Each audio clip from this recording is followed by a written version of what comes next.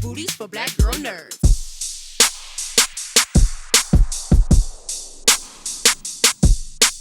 Hi, we're good. How are you? Very good, thank you. I'm doing great. Thank you guys so much for taking time to speak with me. I'm fresh off of binging this for 10 hours straight, so I'm so excited to talk to you guys. Oh, 10 hours wow. straight? Really?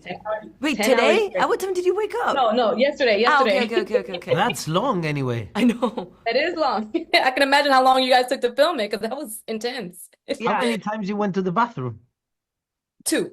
2 times, 2 breaks. Yeah, I drink Two a lot of breaks. water. And lunch? And lunch, did you eat? No. Holy shit. That's... Puro café. Órale. Damn, that's worse than meditation.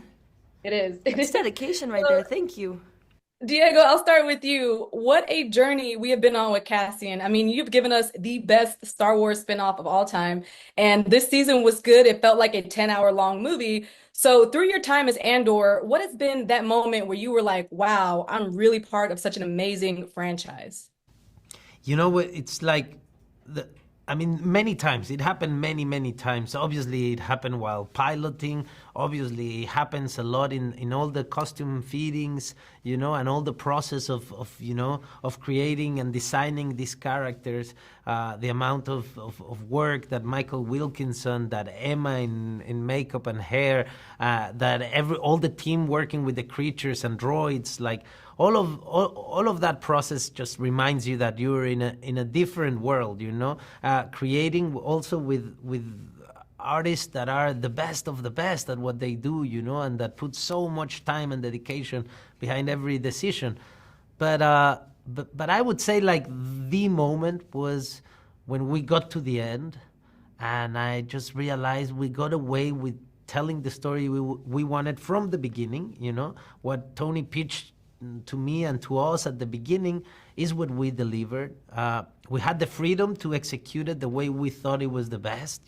We had the resources. It just felt like incredible. I didn't think you could do such a gigantic project and at the same time do such a personal and intimate story. I didn't think that actually matched as a possibility in the same show. And this one is exactly that. Yeah, I mean, I definitely agree. And speaking on the personal level, Adria, Biggs had the one moment that made me cry in this series. And I won't speak on it because I don't want to give away any spoilers. But I do want to ask about the substance that she takes to silence the nightmares. What do you do in your personal life when you want to find peace and life? I thought you were going to ask, where do you find that? Where do you find... Well, the answer is I don't do drugs.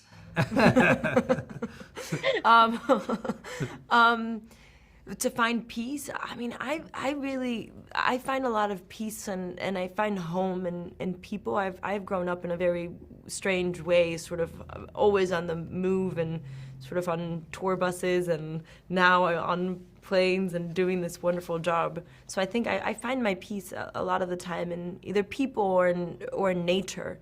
As long as I'm surrounded by something sort of serene and I'm good. And in pickup trucks. I love pickup trucks. Pickup trucks make me really happy. I do. And Diego, I just talked to Tony not too long ago, and when I asked if this was 100% the end of the line for your character, he said, although there are no plans in the future, anything is possible. So it sounds like that door might be open. So regardless of Rogue One, if Andor were to return, what do you want to see him tackle next? Damn, I mean, I don't see how. I don't see how. I don't know. Oh my God! Now you're gonna bring nightmares. No, it's been 10 years with this character, and when Rogue One finished, I thought I was done, and I was happy to be done.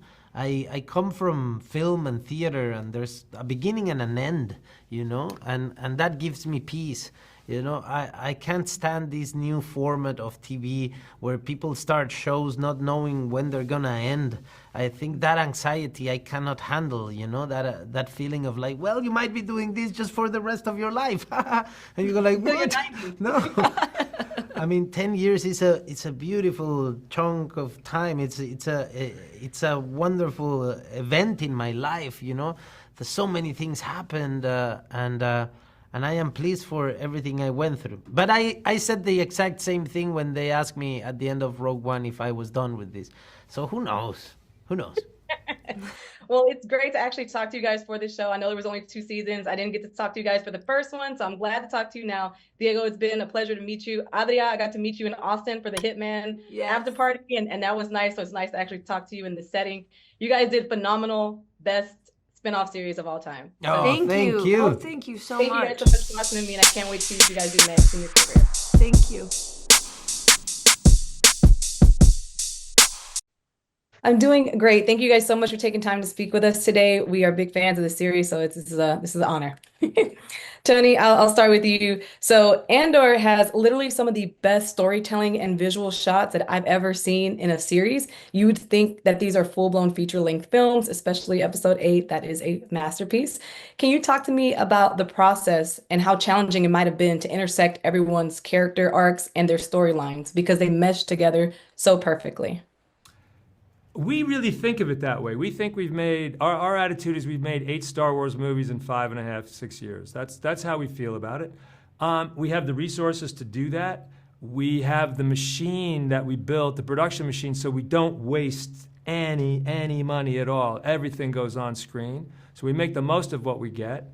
And we developed a system on the show where I think every show finds its own way. Our system came out of COVID, which is to get everything absolutely blueprinted and perfect and prepped beyond belief, and let the directors and actors take that to the set on their own. We never have a writer on the set, so we're taking everything to its ultimate level. If you're asking about the weave of the story, it's the same process you use when you're making a movie, just times 10, and it's a really huge, it's fun. It's a huge opportunity. I have a tendency to add characters all the time.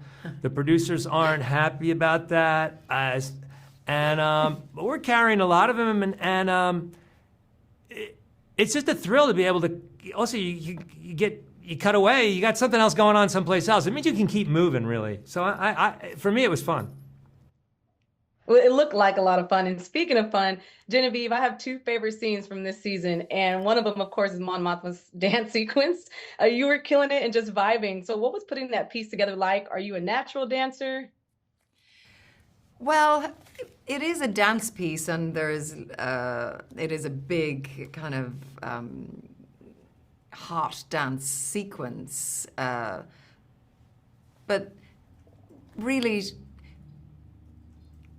she's wrestling with chaos. So it was less about dance movements and more about how we can explore her internal hell. And I remember Tony, or in the original script, there was this idea, I don't know if you remember, she spins and spins and spins, and we have to somehow, like a whirling dervish, I think you might have written. Yeah. And so it took an awful long time, with many rehearsals, working with our director, Ari, and the camera crew, and also there was a choreographer, Diana, who was, and because there's a huge, big set piece with a lot of people involved. But essentially, how do we get inside her head? And it's such an incredible physical manifestation of that chaos. So there are many people making a scene like that, including those hundreds of supporting artists, and they were having a great time. But I think what the scene does is really very cleverly reveal an internal world for Mon Mothma that we've only ever seen her hold before. We've never ever been able to see her break out of that stricture. Yeah, it looked like she was letting loose, and that's great. So I think that's what I gathered from it too. She was just like, I'm just gonna let loose, be carefree for just this moment in time. I don't know. She's dancing to keep from screaming there. She just put the button on Take Coma, so. Yeah. And last question, Tony, I did read somewhere that there was initially plans to do 5 seasons, and while I am truly sad this is coming to an end, for all the Star Wars fans, I have to ask, is this the end of the line for Andor, or is there any chance that we might see him maybe appear in something else despite his fate in Rogue One? Man, I don't know. They'd pull a lot of rabbits out of their hat. I don't know. I mean, that would be literally above my pay grade. I don't know. I mean, one can do anything if they're motivated. But there's certainly no plan. Certainly, there's been no plan. Yeah. Awesome. Thank you for Thank that. Well, you. hey guys, it's been such a great time talking to you guys.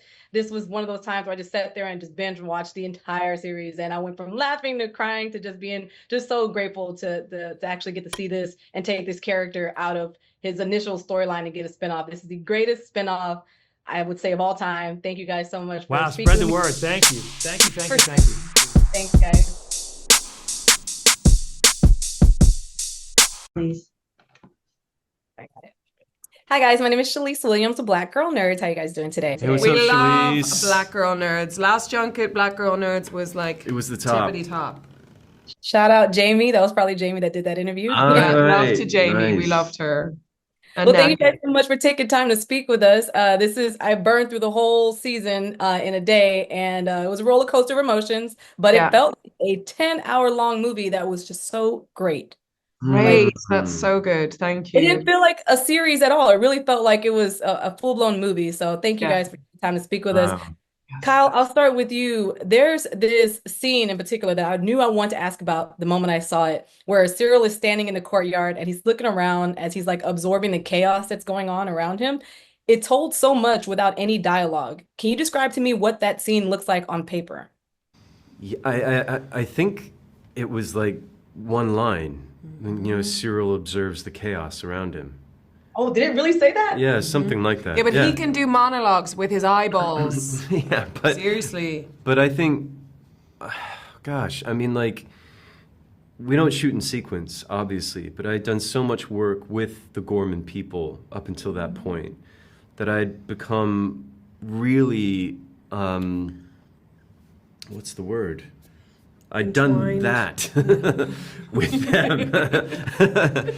Yes. Meshed? And That's meshed. not right. Meshed, well, let's use it. Yeah. As Syril does, in the show. And the scale and the intensity of that episode, which we had filmed very close together within a couple weeks. I mean, it was overwhelming. It was overwhelming, and it was helmed by Janusz Metz, a brilliant Danish director who, he started in documentaries. His first thing was a documentary about Afghanistan. And, so he was leading this ship in quite a sensitive way, but also in a very, Real. real way. And, it was a pretty heavy couple weeks, but it's strangely one of the most enjoyable things I've been a part of because the scale was so immense and everyone in it was so brilliant. And I think you get the payoff. in Yeah. episode Everyone's Yeah, so that- committed. Yeah.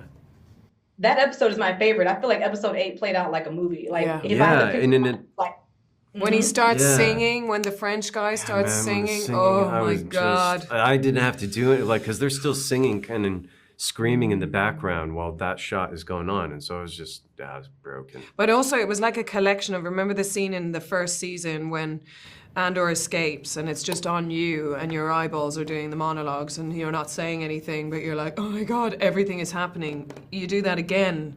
It's like the first season we get Syril doing it when Andor escapes, and the second season is when the world is just destroyed. It's incredible. Incredible. Denise, I would almost venture to say that you read my questions because my next question is for you. And one thing that really stood out about Dedra is her ability to convey her emotions so effortlessly through her facial expressions.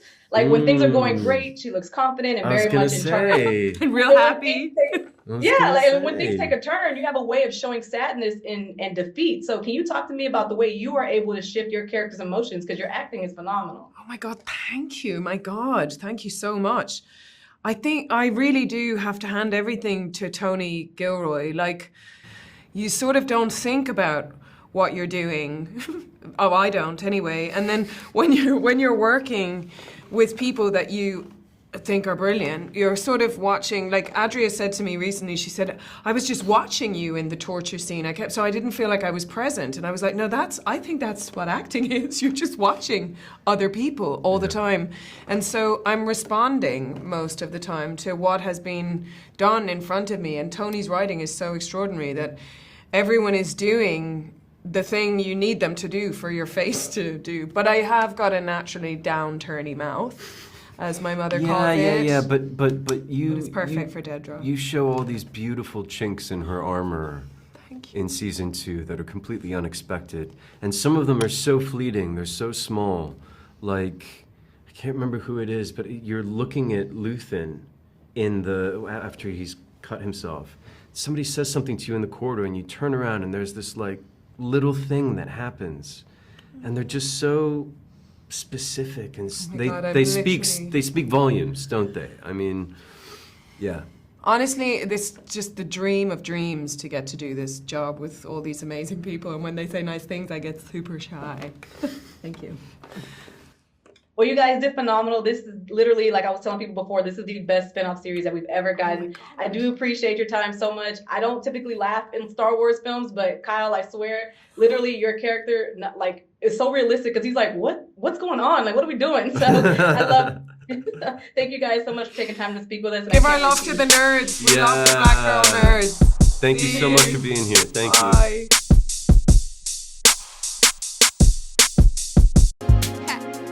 Better shake your booties for Black Girl nerds. Better shake your booties for Black Girl nerds.